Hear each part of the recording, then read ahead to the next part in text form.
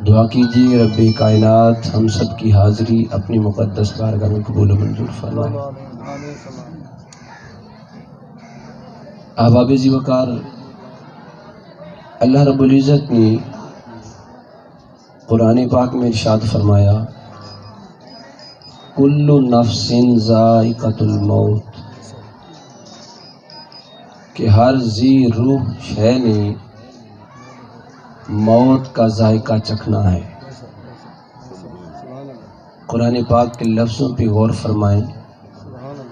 اللہ رب العزت نے ارشاد فرمایا ہر روح والی چیز نے، ہر جاندار چیز نے موت کا ذائقہ چکھنا ہے۔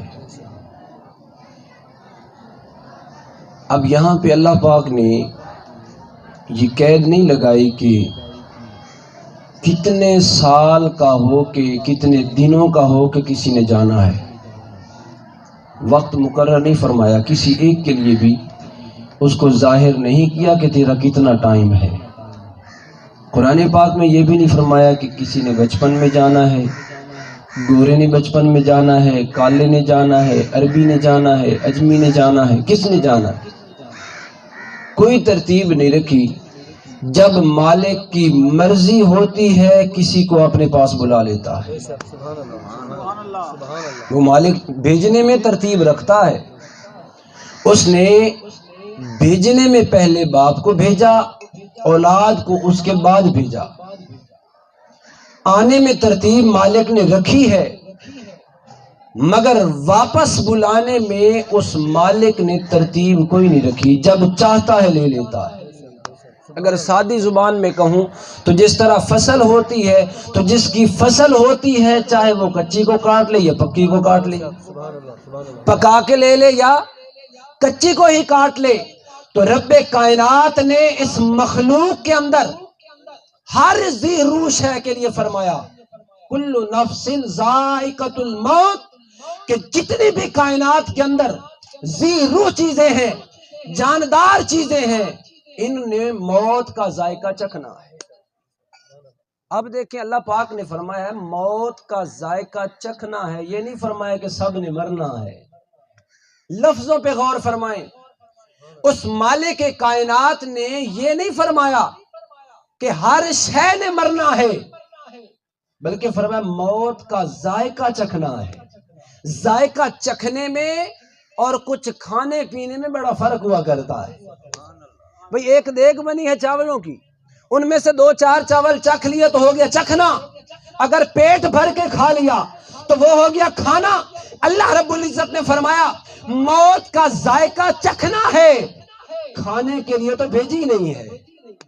موت کا ذائقہ ہے جو چند لمحوں کا ہوتا ہے۔ اب دیکھیں نا، ذائقہ کوئی بھی ہو، کڑوا ہو، میٹھا ہو، آپ کوئی چیز کھاتے پیتے ہیں تو چند منٹوں کے بعد اس کا ذائقہ ختم ہو جاتا ہے۔ اللہ پاک یہی بتانا چاہتا ہے کہ اے دنیا سے جانے والے یا اے دنیا میں رہنے والے، خبردار کہیں یہ نہ سمجھ لینا کہ جو دنیا سے جا رہا ہے یہ مر گیا ہے، کبھی یہ نہ سمجھنا، بلکہ یہ تو چند لمحوں کا ذائقہ ہے، ذائقہ چکھایا ہے، اب قبر میں بھی ایک اور ذائقہ چکھانا ہے اس کو۔ ایک مرتبہ اگر بلند آواز سے سبحان اللہ کہہ سکتے ہیں تو سبحان اللہ فرمائیں۔ ایک ذائقہ دنیا میں ہے اور ایک آخرت میں ہے۔ پھر اللہ رب العزت نے اس کائنات کے اندر جو کچھ پیدا فرمایا ہے تو وہ حضرت انسان کے فائدے کے لیے پیدا فرمایا، یہ سمجھے یا نہ سمجھے، مگر کائنات کے اندر جو کچھ بنا ہے اس کے اندر انسانیت کا فائدہ ہے۔ اگر یہ غلط استعمال کرے تو یہ اپنی اس کی مرضی ہے، اگر کوئی غلط استعمال کرتا ہے تو اس کی مرضی ہے، لیکن حقیقت یہ ہے کہ اس مالک نے اس کے فائدے کے لیے بنایا ہے، تو موت کو بھی تو انسان کے فائدے کے لیے بنایا ہے۔ موت کے اندر بھی فائدہ ہے، اور ایسا فائدہ کہ رب کعبہ کی عزت کی قسم، اگر 2 جہاں ایک طرف رکھ دیے جائیں اور دوسری طرف موت کا مزہ رکھ دیا جائے، اللہ رب العزت کی قسم بندہ 2 جہانوں کو ٹھکرا سکتا ہے، کبھی موت کے مزے کو نہیں ٹھکرا سکتا۔ موت کا مزہ ایسا ہے۔ اب آپ سوچیں گے موت کا مزہ کیسا ہے؟ موت کا مزہ کیسا ہے؟ پیارے بھائی، جس طرح یہ دنیا ہے نا، اسی طرح آخرت میں ایک جہان ہے۔ اس کو عالم دنیا کہا جاتا ہے، اس کو عالم برزخ کہا جاتا ہے۔ جس طرح ہم ایک دوسرے کو دیکھتے ہیں، اسی طرح قبروں کے اندر پڑے ہوئے بھی ایک دوسرے کو دیکھتے ہیں۔ قبروں میں پڑے ہوئے ایک نوجوان تھا، موت سے بڑا ڈرتا تھا، بہت ڈرتا تھا موت سے۔ تو ایک دن ایک بزرگ کے پاس گیا، کہتا بابا جی کوئی ایسی چیز بتا دیں کہ موت سے میں دور رہوں، موت کا خوف مجھ سے دور رہے۔ بابا جی نے فرمایا یہ تو بات مشکل ہی کوئی نہیں، موت سے بڑا ڈر لگتا ہے، مگر ایسی چیز عطا فرما دے کہ میں اس چیز پہ عمل کروں تو مجھے موت کا ڈر خوف نہ رہے۔ بابا جی نے فرمایا اتنی سی بات ہے۔ حضور شفقت فرمائے مجھے بتائیں۔ آپ نے فرمایا آپ یہ بتائیں آپ کے دادا جان کدھر ہیں؟ کہتا دنیا سے چلے گئے۔ آپ کے پردادا جی چلے گئے؟ بھائیوں میں بھی کوئی گیا ہے؟ جی چلا گیا، فلاں چلا گیا ہے۔ کہتا ہاں چلا گیا۔ فرمایا کیا تو ان کے پاس نہیں جانا چاہتا؟ جن کے جو تیرے سے اتنے سال پہلے جدا ہو گئے، کیا ان کے پاس نہیں جانا چاہتا؟ کہتا جی جانا چاہتا ہوں۔ فرمایا یہی تو موت ہے، یہ ایک جہاں ہے، ایک طرف سے تو یہ ہے کہ جو پہلے گزر چکے ان سے ملاتی ہے، لیکن میرا وجدان کچھ اور کہنے پہ مجبور ہے۔ رب کائنات کی عزت کی قسم، بندہ دنیا میں رہتا ہے، نمازیں بھی پڑھتا ہے، سچ بھی بولتا ہے، جھوٹ سے دور رہتا ہے، سنت پہ عمل بھی کرتا ہے، امامہ شریف بھی باندھتا ہے، سارے اعمال صالحہ کرتا ہے۔ اللہ فرماتا ہے اے میرے بندے اب تیرا دنیا کا ٹائم ختم ہو گیا، اب آنا ہے قبر کے اندر۔ اب قبر کے اندر جب آنا ہے تجھے ایک میں انعام عطا کرتا ہوں، انعام یہ ہے مصطفیٰ کا دیدار کر اور اپنی آنکھوں کو ٹھنڈک پہنچا۔ قبر کے اندر دیدار مصطفیٰ کر۔ قبر کے اندر کچھ احباب، میں کسی پہ تنقید نہیں کر رہا، لیکن اب سنیے گا میرے جملوں کو غور سے سماعت فرمائیے گا۔ ایک بندہ ہے جو دنیا میں رہتا ہے، نیکی کرتا ہے، کوئی بھی نیک عمل کرتا ہے تو اس کے ذہن میں یہ خیال ڈالا جاتا ہے کہ تو یہ عمل کرے گا تو جنت میں جائے گا، بھائی نماز پڑھے گا تو جنت میں جائے گا، جھوٹ سے پرہیز کرے گا تو جنت میں جائے گا، سچ بولے گا جنت میں جائے گا، نیک اعمال کرے گا جنت میں جائے گا۔ ایک طرف ہے یہ، دوسری طرف کیا ہے؟ وہ صرف ایک ہی ہے کہ نیک اعمال کرے گا تو مصطفیٰ مل جائیں گے، مصطفیٰ مل جائیں گے۔ اب آپ کے ذہن میں سوال ہوگا مصطفیٰ کا انعام کیسا، جنت کا انعام کیسا؟ قرآن پاک سے پوچھتے ہیں مولا یہ جنت کا مقام کیا ہے اور آقا علیہ الصلوۃ والسلام کا مقام کیا ہے؟ اللہ رب العزت نے جنت کو بھی ایک مخلوق کے طور پہ رکھا ہے۔ اللہ نے بے شمار مخلوقیں پیدا فرمائی، زمین اللہ کی مخلوق، آسمان اللہ کی مخلوق، موت اللہ کی مخلوق، زندگی اللہ کی مخلوق، یہ ساری مخلوقات ہیں، مگر اللہ نے حضرت انسان کے لیے فرمایا لَقَدْ خَلَقْنَا الْإِنسَانَ فِي أَحْسَنِ تَقْوِيمٍ۔ ساری مخلوقات ہیں مگر یہ حضرت انسان اشرف المخلوق ہے۔ تو جب ایک اشرف ہے تو یہ اللہ کی بارگاہ میں اپنے سے بھی چھوٹی چیز کیوں مانگے؟ جب رب سے مانگنی ہے تو پھر خدا سے بڑی چیز مانگے، کیونکہ رب جیسا تو اللہ کی اس کائنات کے اندر رب جیسا تو کوئی غنی کوئی نہیں، رب جیسا سخی کوئی نہیں۔ اللہ رب العزت ساری کائنات کو پالنے والا ہے، ساری کائنات کو چلانے والا ہے، تو جب مانگنا ہی رب سے ہے تو بجائے یہ مانگے کہ یا اللہ میں یہ عمل کر رہا ہوں مجھے جنت عطا کرنا، اس سے بہتر یہ ہے کہ بندہ مصطفیٰ کے قدموں کو مانگے۔ حضور سیدی اعلی حضرت آپ کا جب اس دنیا سے وصال ہونے لگا نا، آپ وصال فرمانے لگے تو آپ نے ایک وصیت فرمایا کہ میری قبر کو اتنا گہرا کھودنا کہ احمد رضا کھڑا ہو کر مصطفیٰ کریم کا استقبال کر سکے۔ احمد رضا قبر کے اندر کھڑا ہو کر مصطفیٰ پہ درود و سلام پڑھ سکے۔ اور میرے آقا علیہ الصلوۃ والسلام نے ارشاد فرمایا قبر کے اندر سوال و جواب ہوتے ہیں۔ اللہ پاک نے انسان کو دو زندگی عطا کی ہیں، ایک زندگی یہ ہے اور دوسری زندگی قبر کی ہے۔ کوئی یہ نہ سمجھے بندہ مر جاتا ہے تو مر جاتا ہے بس ختم ہو جاتا ہے، نہیں، کوئی بندہ مرتا نہیں ہے، کوئی بھی نہیں مرتا۔ اللہ کے حکم سے ایک زندگی دنیا میں ملتی ہے، ایک قبر میں ملتی ہے۔ میرے آقا علیہ الصلوۃ والسلام نے فرمایا، بخاری اور مسلم کی حدیث میں ہے کہ صرف ایک سوال ہوگا، دیگر حدیث مبارک کی کتب میں ہے کہ 3 سوال ہوں گے. پہلا سوال ہوگا من ربوں کا، تیرا رب کون ہے. دوسرا سوال ہوگا ما دینوں کا، تیرا دین کیا ہے. تیسرا سوال ہوگا ما کنت تقول فی حق هذه الرجل محمد. آپ سمجھدار احباب بیٹھے ہیں، پڑھے لکھے بیٹھے ہیں، کیا مردے سے بھی کوئی سوال کرتا ہے؟ جس کے اندر بولنے کی طاقت نہ ہو، مردہ ہو، اس سے کوئی سوال ہوتا ہے؟ نہیں ہوتا. آپ سے میں دوسری بات پوچھتا ہوں، ایک بندہ دنیا میں تھا تو نبینا تھا. بندہ دنیا میں تھا، بچپن سے نبینا تھا. دنیا کے ڈاکٹروں نے کہا کہ اگر بچپن سے نبینا نہ ہوتا تو ہو سکتا اس کا علاج ہو سکتا، مگر بچپن سے نبینا ہے تو یہ اب بینا نہیں ہو سکتا، دیکھ نہیں سکتا. اب گیا ہے قبر کے اندر. میرے آقا علیہ الصلوۃ والسلام نے فرمایا سب کو میرا دیدار کروایا جائے گا، سب کے سامنے سب کو دیدار ہوگا، مگر پہچان فقط اسی کو ہوگی جس کے سینے میں میری محبت ہوگی، جس کے سینے میں میرا عشق ہوگا، جس کے سینے میں میرا پیار ہوگا، جو میری آل سے پیار کرے گا، جو میرے اصحاب سے پیار کرے گا. قبر کے اندر پہچان اسے ہوگی جو مجھ سے محبت کرے گا. دیدار سب کو ہوگا.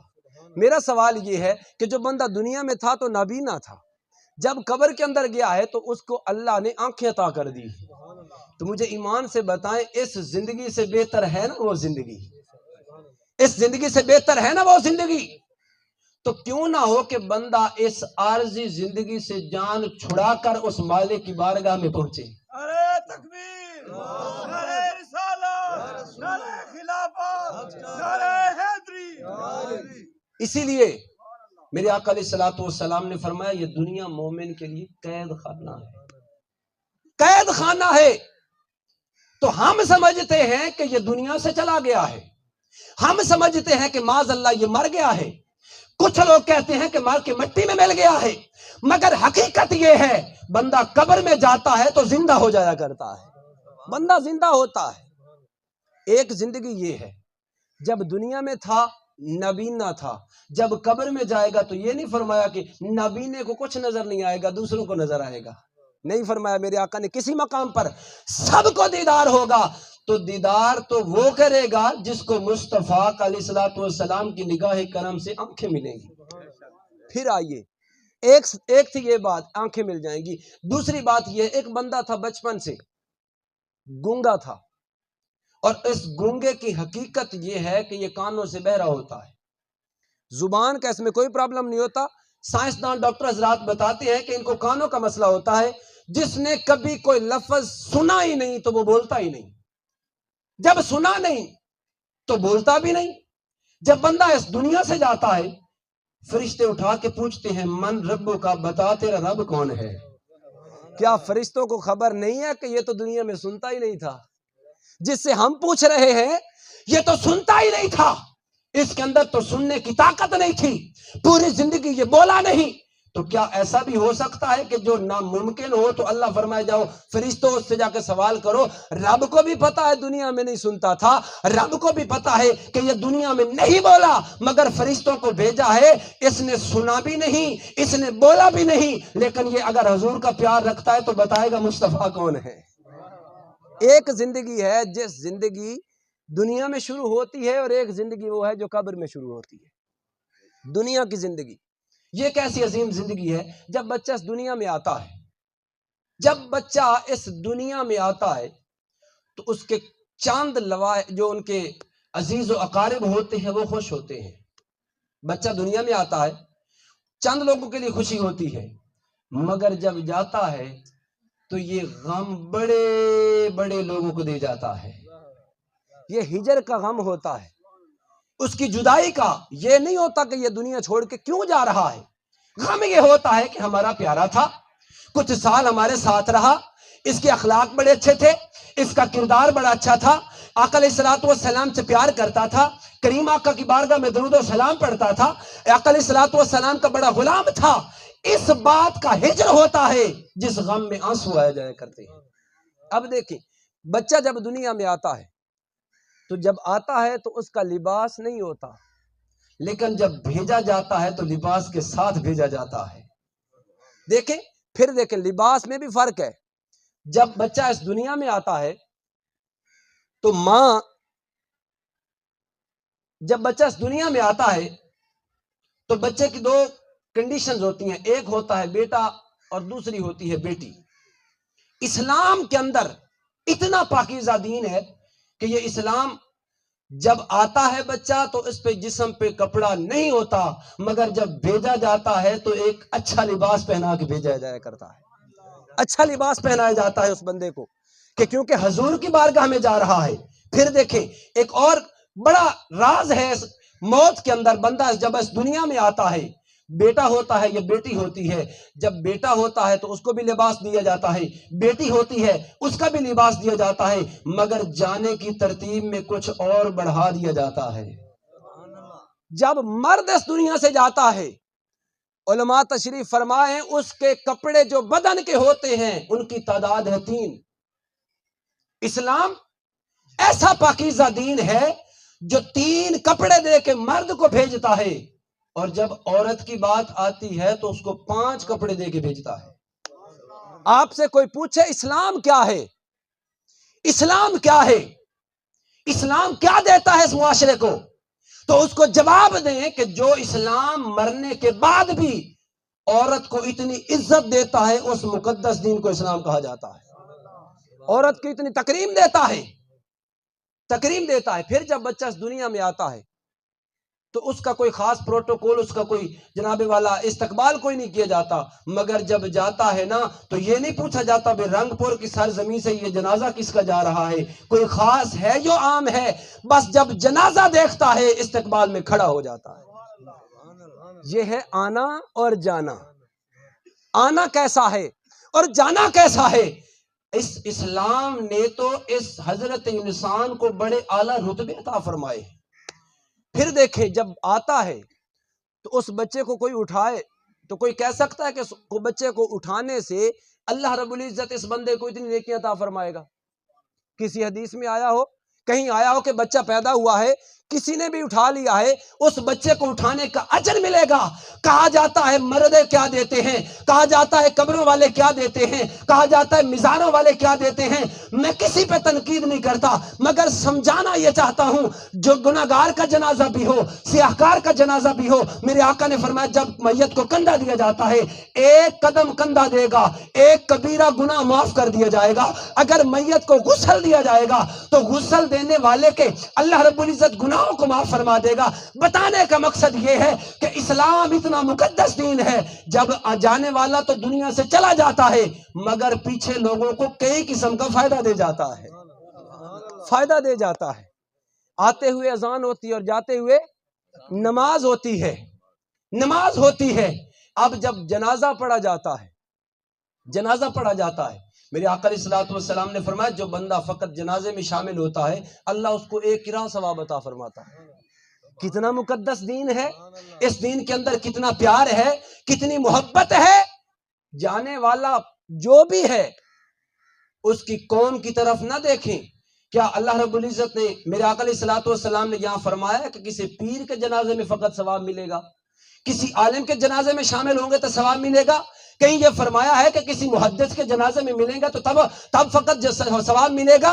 نانا، میرے آقا نے قید نہیں لگائی، یہاں جس کا بھی جنازہ پڑھیں گے اگر وہ ایمان والا ہے تو اللہ رب العزت اس کا صدقہ، اس جنازہ پڑھنے کے صدقے سے اللہ اسے 1 قرات کا ثواب عطا فرمائے۔ 1 قرات ثواب ملتا ہے جو جنازہ پڑھتا ہے، اور جو جنازے کے ساتھ ساتھ تدفین تک جاتا ہے قبرستان، اللہ اسے 2 قرات ثواب عطا فرماتا ہے۔ صحابہ کرام نے عرض کیا کہ یا رسول اللہ صلی اللہ علیہ وآلہ وسلم آپ ذرا ارشاد فرمائیے نا کہ جو بندہ قرات یہ جنازہ پڑھتا ہے اس کو 1 قرات، جو بندہ قبرستان بھی جاتا ہے 2 قرات، یہ قرات کیا ہوتی ہے؟ میرے آقا علیہ الصلوۃ والسلام نے فرمایا احد پہاڑ جتنا اللہ اسے اجر عطا فرماتا ہے۔ 1 قرات احد پہاڑ کے جتنی ہے۔ آپ حساب لگا سکتے ہیں، اور کیا یہ بتا سکتے ہیں کہ مردے بھی فائدہ دیتے ہیں؟ جانے والا جا رہا ہے مگر پیچھے فائدہ دے رہا ہے، فائدہ کر کے جا رہا ہے۔ میرے آقا علیہ الصلوۃ والسلام کے دیوانوں، موت ایک پل کا نام ہے، ایک پل کا نام ہے، اور پل کیا ہوتی ہے؟ دریا کے اوپر پل باندھی جاتی ہے تو وہ 2 شہروں کو آپس میں ملاتی ہے۔ میں پھر آ رہا ہوں قبر کی طرف. موت کیا ہے؟ پل ہے، اور پل دو بچھڑے ہوں کو ملاتی ہے. حضرت بلال حبشی رضی اللہ تعالیٰ عنہ جب آپ کا وقت وصال آیا نا تو آپ مسکرانے لگ گئے. جسمانی طور پہ طبیعت مبارک زیادہ علیل ہو رہی ہے، چہرے پہ مسکراہٹ ہے. آپ کی زوجہ محترمہ نے عرض کیا حضور آپ کی تو طبیعت زیادہ خراب ہو رہی ہے، آپ مسکرا کیوں رہے ہیں؟ آپ فرمانے لگے دراصل بات یہ ہے کہ یار سے ملاقات ہونے والی ہے، بس یار کا دیدار ہونے والا ہے. جب بندہ قبر میں جاتا ہے لوگوں مصطفیٰ کا دیدار کرتا ہے. اب آئیے، جب آقا کریم کا دیدار ہوتا ہے، جب آقا کا دیدار ہوتا ہے تو پھر کیا ملتا ہے؟ جس قبر میں آقا کریم کا جلوہ ہوتا ہے اور بندہ قبر میں حضور کو پہچان لیتا ہے، اس کی قبر میں کیا ہوتا ہے؟ اس کی قبر کو اللہ 4 چاند لگا دیتا ہے. ہاتھوں کو بلند کر کے کہہ سکتے ہیں سبحان اللہ. میرے آقا کریم کے دیوانوں، جب بندہ دنیا میں مصطفیٰ کریم کے طریقے پہ رہتا ہے قبر میں کامیاب ہوتا ہے. اب قبر میں کامیاب ہونے کے بعد ایک اعزاز دیا جاتا ہے جو اس انسان کو دیا جاتا ہے جو میرے مصطفیٰ علیہ الصلوۃ والسلام کی محبت میں اس دنیا سے جاتا ہے. اب پوچھیں گے آپ وہ اعزاز کیا ہے؟ وہ اعزاز یہ ہے، آپ دنیا میں پڑھے لکھے ہیں، سارے احباب پڑھے ہیں، دنیا کا کوئی بھی امتحان لے لیں، سکول کا ہو یا درس نظامی کا، یا جو بھی آپ امتحان لیں، جو سٹوڈنٹ طالب علم جو پیپر دینے کے لیے جاتا ہے، جو اس کا نگران ہوتا ہے، سوال پوچھنے والا ہوتا ہے، پیپر لینے والا ہوتا ہے، جتنا مرضی کو لائق سٹوڈنٹ ہو، لیکن کبھی وہ اس کے لیے کرسی نہیں رکھتا، کرسی نہیں رکھتا. جتنا مرضی کو لینڈ لارڈ ہو، جتنا مرضی کوئی امیر طالب علم ہو، استاد جتنا مرضی غریب ہو، یہ دنیا کی بات کر رہا ہوں، تو وہ اپنے اس سٹوڈنٹ کے لیے جو امتحان دینے کے لیے آیا ہے اس کے لیے کبھی کرسی نہیں رکھتا، بینچ نہیں رکھتا، اس کے لیے کبھی پنکھا نہیں چلاتا. مگر خدا کی عزت کی قسم اعزاز یہ ملتا ہے، بندہ اس دنیا سے جاتا ہے، میرے مصطفیٰ کی جب پہچان کر لیتا ہے، اللہ فرماتا ہے میرے فرشتوں اب اس کے لیے جنتی بچھونا بچھاؤ. پہلے گئے تھے سوال کرنے، ممتحن بن کے گئے تھے، امتحان لینے گئے تھے، اب میرے مصطفیٰ کو پہچانتا ہے، میرے آقا سے میرے مصطفیٰ سے پیار کرتا رہا ہے، اب تمہارے ذمے کام یہ ہے کہ جنتی بچھونا اس کے لیے بچھا دو، جنتی بچھونا بچھا دو. پھر دیکھیں دنیا سے بندہ جاتا ہے، یہ 2 فرشتے ہیں، ان فرشتوں کو کہا جاتا ہے کرامن کاتبین. یہ نیکیاں کریں گے تو یہ لکھے گا، برائیاں کریں گے تو یہ لکھے گا. جب بندہ دنیا سے جاتا ہے تو ان کی ڈیوٹی کیا لگتی ہے؟ ذہن میں سوال پیدا ہوتا ہے نا کہ جب بندہ دنیا سے جاتا ہے پھر یہ کہاں جاتے ہیں؟ اللہ رب العزت کے پیارے محبوب علیہ الصلوۃ والسلام کے دیوانوں ذرا غور سے سماعت فرمائیے. میرے آقا علیہ الصلوۃ والسلام ارشاد فرماتے جب بندہ مومن اس دنیا سے جاتا ہے، جب قبر میں جاتا ہے، پہچان ہو جاتی ہے، اللہ رب العزت ان فرشتوں سے فرماتا ہے، فرشتے عرض کرتے ہیں مولا ہماری ڈیوٹی مکمل ہو گئی، اب ہمارے لیے کیا حکم ہے؟ اللہ فرماتا ہے اس کی قبر پہ کھڑے ہو کے اس کے لیے استغفار کرو، استغفار کرو، اس کے لیے تسبیح و تحلیل کرو. تسبیح و تحلیل تم کرو گے، اللہ درجات ان کے بلند فرما دے گا. اللہ رب العزت نے تو اس کائنات کے اندر انسان کو اتنا مرتبہ دیا ہے، مگر افسوس یہ انسان اپنے مرتبے کو سمجھتا نہیں ہے. یہاں تک تھا ذکر، اب میں آنے لگا ہوں فکر کی طرف، کیونکہ میری گفتگو کا ایک حصہ ذکر کی طرف ہوتا ہے، دوسرا فکر کی طرف ہوتا ہے. ذکر یہ ہے کہ اللہ رب العزت نے تو ہر لمحہ ہمیں اپنی عنایتوں سے نوازا ہے، مگر اب ہم اپنے گریبانوں میں جا کے ہم نے اس دنیا میں کیا کیا ہے، ہم نے ایک دوسرے کے ساتھ کیا کیا ہے. اللہ رب العزت کے پیارے محبوب علیہ الصلوۃ والسلام کے عظیم دیوانوں پروانوں، بندہ اس دنیا میں کیوں بھیجا گیا ہے؟ اس بندے کو کیوں بھیجا گیا ہے؟ کس مقصد کے لیے بھیجا گیا ہے؟ تو وہ ہے عبادت، اللہ رب العزت کی عبادت کرنا. اب عبادت کیا ہے؟ آپ کا تو ہر لمحہ عبادت ہو سکتا ہے. قرآن پاک میں اللہ پاک نے ارشاد فرمایا ما خلقت الجن والانس الا لیعبدون، کہ ہم نے جنوں اور انسانوں کو اسی لیے پیدا فرمایا کہ وہ میری عبادت کرے۔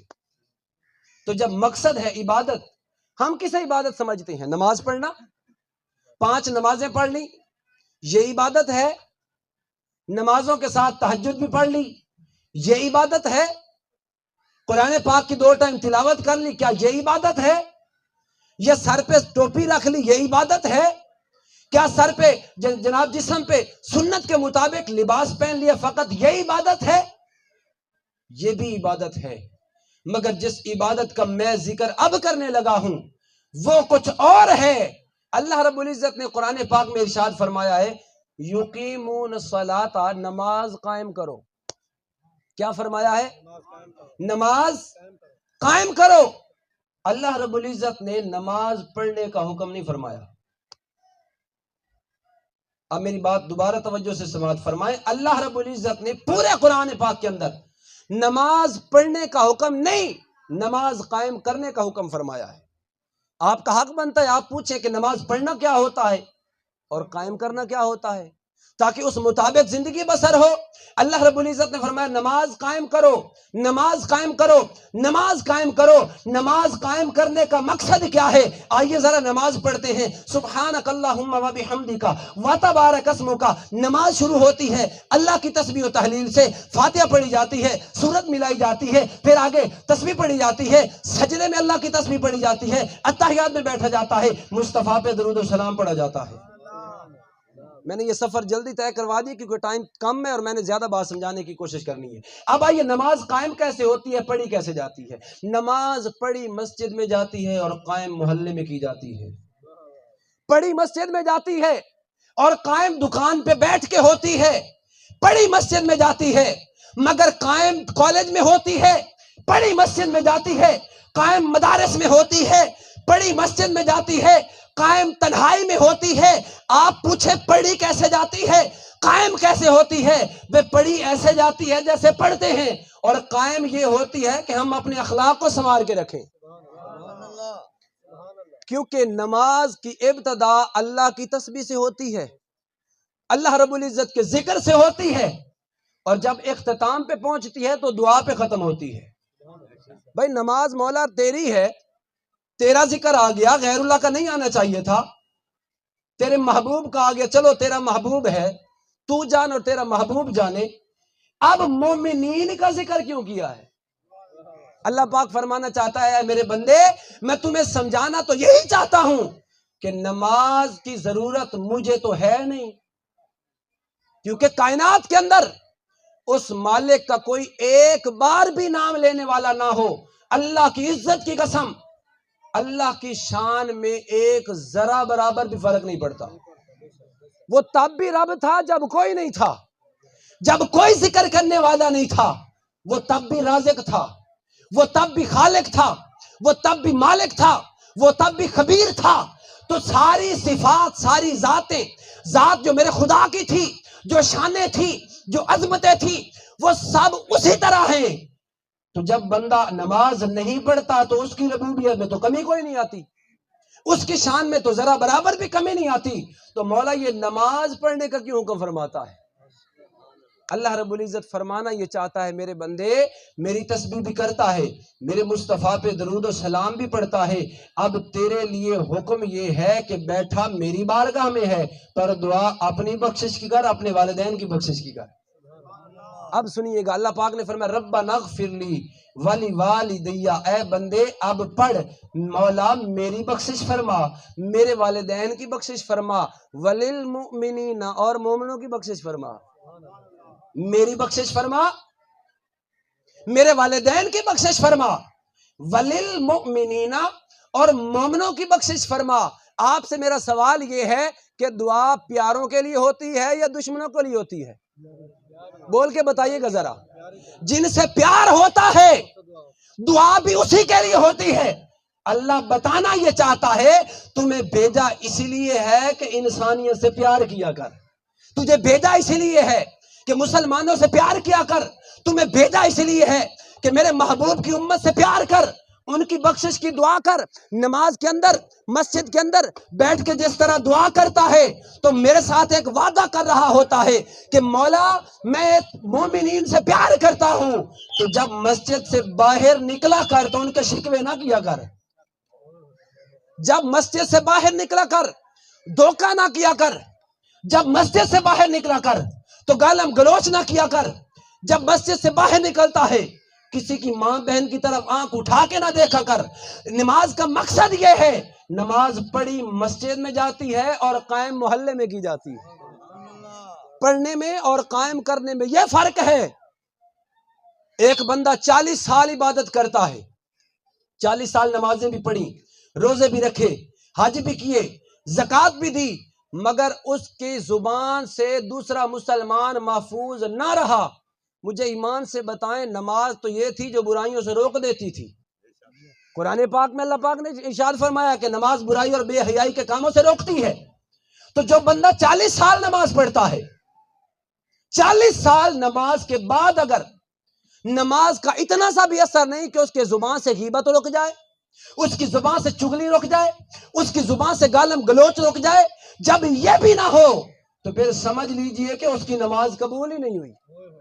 کیونکہ یہ تو ہو نہیں سکتا کہ بندہ نماز پڑھے، نماز اللہ کی بارگاہ میں قبول بھی ہو جائے اور قبولیت کے باوجود بھی بندے کا کردار نہ سنورے.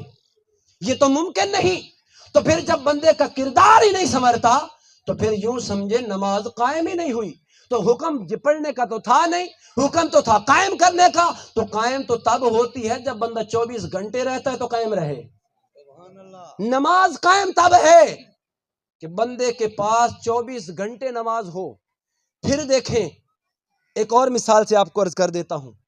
بندہ، اس بندے کے اندر جب سانس ہے، جس کو ہم اپنی زبان بولتے ہیں جان، جسم کے اندر جان ہے تو میں بول رہا ہوں، توجہ میری طرف، میں بول رہا ہوں، آپ کو پتہ ہے یہ زندہ ہے. میں جناب آپ سے گفتگو کر رہا ہوں، آپ سمجھتے ہیں میں زندہ ہوں. آپ سماعت کچھ بات سن رہے ہیں اور مجھے کچھ بول رہے ہیں، میں سن رہا ہوں، تو اس کا پتہ چلتا ہے کہ آپ سمجھتے ہیں میں زندہ ہوں، میں سمجھتا ہوں آپ زندہ ہیں. تو جسم کے اندر دو چیزیں ہیں، اس کے انسان کے اندر دو چیزیں ہیں. ایک کو جسم کہا جاتا ہے اور دوسرے کو روح کہا جاتا ہے. جسم یہ ہے جو آپ کے سامنے ہے. جب بندہ اس دنیا سے جاتا ہے تو جسم تب بھی سامنے ہوتا ہے. جب غسل دیا جاتا ہے تو جسم سامنے ہوتا ہے نا. جب جنازہ پڑھتے ہیں تو جسم سامنے ہوتا ہے، مگر اس کے اندر روح نہیں ہوتی. جب روح نہ ہو تو وہ بول نہیں سکتا، جب روح نہ ہو تو وہ سن نہیں سکتا، جب روح نہ ہو تو اس کے اندر کلام کرنے کی طاقت نہیں. تو کیا پتہ چلتا ہے کہ یہ اب میت ہے. دعا واسطے حاضر اس میت کے، میت ہے جو بول نہیں سکتا. اب ایک ہے بندے کا جسم اور روح، اور ایک ہے عبادت کا جسم اور روح. عبادت کا بھی روح اور جسم ہوتا ہے. عبادت کی روح کیا ہے؟ نماز کی روح یہ ہے جو ہم، جسم یہ ہے کہ جو ہمیں نظر آتا ہے کہ بندہ کھڑا ہے، قیام میں کھڑا ہے، نماز پڑھ رہا ہے، رکوع میں جا رہا ہے، نماز پڑھ رہا ہے، سجدے میں ہے، نماز پڑھ رہا ہے، تشہد میں بیٹھا ہے، نماز پڑھ رہا ہے. یہ ہے نماز کا جسم. اور نماز کی روح یہ ہے بندہ چلے پھرے تو اس کے اندر نماز کا فیض شامل ہو. بندہ چلے پھرے، کسی سے گفتگو کرے تو سامنے والے کو محسوس ہو کہ واقع ہی اس کے اندر نماز کا فیض موجود ہے. بھئی جو بچہ طالب علم ہوتا ہے MSc کا، کیا اس کے چہرے پہ لکھا ہوتا ہے کہ یہ اسٹوڈنٹ ہے؟ ماتھے پہ لکھا ہوتا ہے کہ نہیں لکھا ہوتا؟ نہیں لکھا ہوتا. کوئی مدرسے میں پڑھتا ہے، اس کے ماتھے پہ نہیں لکھا ہوتا یہ عالم ہے کہ نہیں. اس کی گفتگو سے پتہ چلتا ہے کہ یہ کتنا پڑھا لکھا ہے. اس کے کردار سے پتہ چلتا ہے کہ اس کے اندر سمجھنے کی طاقت کتنی ہے. اس کے کردار سے پتہ چلتا ہے کہ اس کا حسن اخلاق کیا ہے. میرے آقا کریم کی سیرت اس کے اندر داخل ہوئی ہے یا نہیں ہوئی. یہی تو ایک راز ہوتا ہے جو عبادت کی روح ہوتا ہے. تو جسم کے اندر سے روح نکل جائے تو جسم مردہ ہوتا ہے، کسی کام کا نہیں ہوتا. اور جب بندے کے جب عبادت سے عبادت کی روح چھین لی جائے تو پھر وہ عبادت مردہ ہو جاتی ہے. اللہ رب العزت نے قرآن پاک میں ارشاد فرمایا فویل للمصلین، نمازیوں کے لیے بربادی ہے. مولا نمازی بھی ہیں، بربادی بھی ہے. فرمایا ان کے لیے بربادی ہے جو دکھلاوے کی نماز پڑھتے ہیں. نماز تو یہ ہے مسجد میں نماز پڑھتا ہوا نظر بھی آئے اور اس کے کردار سے دوسرے لوگ محفوظ بھی ہوں، اس کے اخلاق سے دوسرے لوگ اس کی طرف مانوس بھی ہوں، اس کے اخلاق کے اندر اتنی چاشنی ہو، اتنی لذت ہو کہ لوگ اس کی طرف کھینچے کھینچے آئیں۔ یہ ہے نماز کی روح، عبادت کی روح۔ اسی لیے میرے بھائیو، آؤ آج یہی پیغام حضور شیخ الاسلام ڈاکٹر محمد طاہر القادری صاحب کا آپ تک پہنچا کے جا رہا ہوں کہ جس طرح ہم نماز پڑھتے ہیں اسی طرح نماز قائم بھی کریں۔ خیال رکھا کریں کہ نماز فجر پڑھی ہے۔ اب دیکھیں نا، ایک مثال پیر ظہور اسماعیل شاہ صاحب بغداد، یہ عبدالحکیم والے، وہ فرمایا کرتے تھے، اور کچھ اور بزرگوں سے بھی یہ بات میں نے سنی ہے، ایک سمجھانے کے لیے انہوں نے فرمایا ہے، پہلے دور میں مٹی کی ہنڈیا ہوتی تھی جسے ہم اپنی زبان میں کنی بولتے تھے، اور اس کے اندر لکڑی کی ایک ڈوئی ہوتی تھی۔ وہ بابا جی فرماتے ہیں کہ اگر ایک عورت اس ڈوئی کے ساتھ بچوں کا پیشاب بھی صاف کرے زمین سے اٹھا کے، پھر اس کو اچھی طرح دھو لے اور دھونے کے بعد سالن میں بھی استعمال کرے، تو کون پسند کرتا ہے؟ کون پسند کرتا ہے؟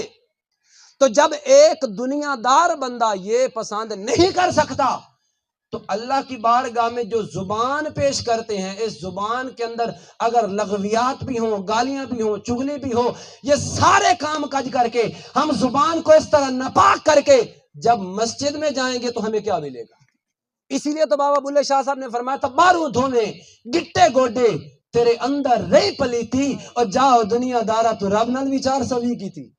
بزرگوں کے فرمان ایسے نہیں بنے، ان کے فرمان کا مقصد یہ ہوتا ہے کہ جس طرح ہم نماز پڑھتے ہیں، جس طرح ہم ظاہر سے لباس کو صاف رکھتے ہیں، اپنے کردار کے اندر بھی پاکیزگی لائیں۔ اگر لباس پرانا بھی ہوگا، دل کے اندر عشق مصطفیٰ کی، حضور کی محبت کی چمک ہوگی، آپ ادھر نماز بعد میں پڑھیں گے، قبول پہلے ہو جائے گی۔ یہ ہوتا ہے نماز پڑھنا اور نماز قائم کرنا۔ نماز قائم کرنے کا مقصد یہ ہے جو میں نے حضور شیخ الاسلام سے سیکھا ہے کہ اپنے اخلاق کو سنواریں، اپنے کردار کو سنواریں، آپ کے کردار سے کسی کی تکلیف نہ ہو، کسی کو گالم گلوچ نہ کریں، کسی پہ تانا زنی نہ کریں، کسی پہ جناب بہتان نہ لگائیں۔ یہ ہے آقا علیہ الصلوۃ والسلام کے جو قرآن پاک کا جو فرمان ہے، نماز قائم کرو۔ نماز قائم کرنے کا مقصد یہ ہے جس طرح پڑھتے ہیں اسی طرح اس کو قائم رکھیں، 24 گھنٹے اپنے آپ پہ پہرا دیں، اپنے آپ کو برائیوں سے روک کے رکھیں۔ اللہ رب العزت ہم سب کی حاضری قبول و منظور فرمائے۔ میری گفتگو سے اگر کسی کی دل آزاری ہوئی ہو تو میں اس کی معذرت کرتا ہوں، میرا مقصد یہ نہیں تھا۔ اللہ رب العزت ہم سب کو عمل کی توفیق عطا فرمائے۔ آمین وآخر دعوانا ان الحمدللہ رب العالمین۔